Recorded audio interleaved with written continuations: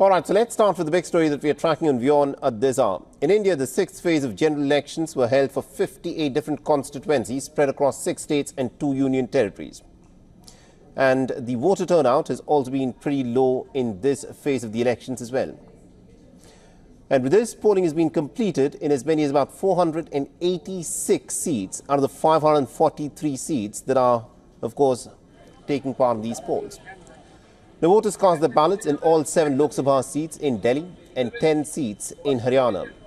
14 parliamentary seats in Uttar Pradesh were up for grabs, 8 seats in Bihar and West Bengal, 6 in Odisha, 4 in Jharkhand and 1 seat in Jammu and Kashmir were up for grabs in the voting that has taken place today. In Delhi, prominent political leaders such as President Draupadi Murmu, the External Affairs Minister S. Jaishankar and Union Minister Hardeep Singh Puri cast their votes earlier today. And also the Congress leaders such as Sonia Gandhi, Rahul Gandhi and Priyanka Gandhi were amongst one of the first of the individuals to come out and vote. The Delhi Chief Minister Arvind Kejriwal also came up with his family members to cast his vote.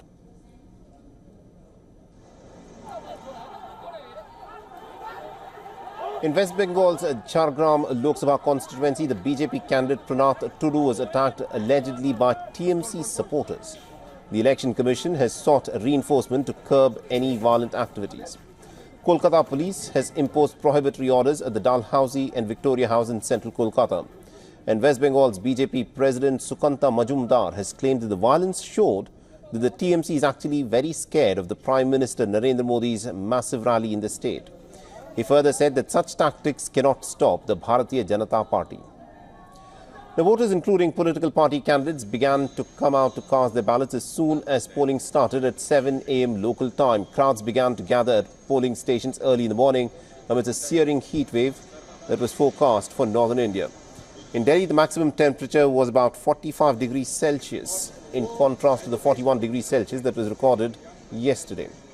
In Jammu and Kashmir's Anantnag Rajouri seat, where polling was postponed to the 6th phase from the 3rd phase, just minutes after the voting started, the PDP chief Mehbooba Mufti staged a sit-in protest, alleging that the police had detained her party's polling agents and workers without any reason. Later, she cast a vote calling off her protest and her party workers were released. The former chief minister Mehbooba Mufti is contesting from the Anantnag Rajouri seat. A total of 889 candidates across 8 states and union territories contested in this phase of the general elections, and the last remaining 57 seats will of course head to polls on the 1st of June, which would be the 7th and the final stage of voting in this very long and very interesting voting process that has of course taken place. And WION's Dharamjot Kaur has been tracking this story very closely for us from New Delhi and has sent us this report. Listen in.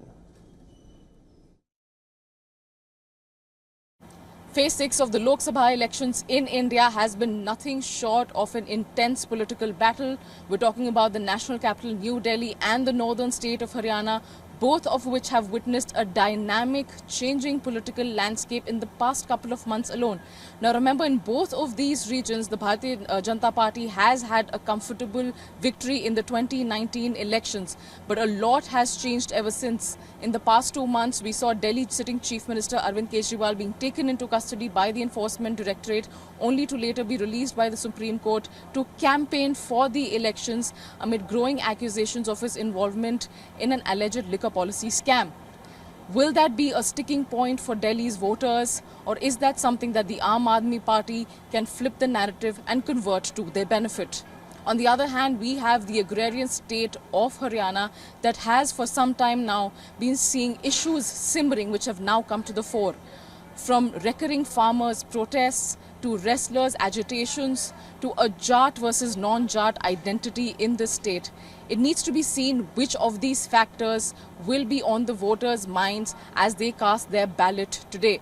Now remember, there is what the BJP calls the double engine mechanism at play in the state of Haryana. They have the state government and of course power at the centre.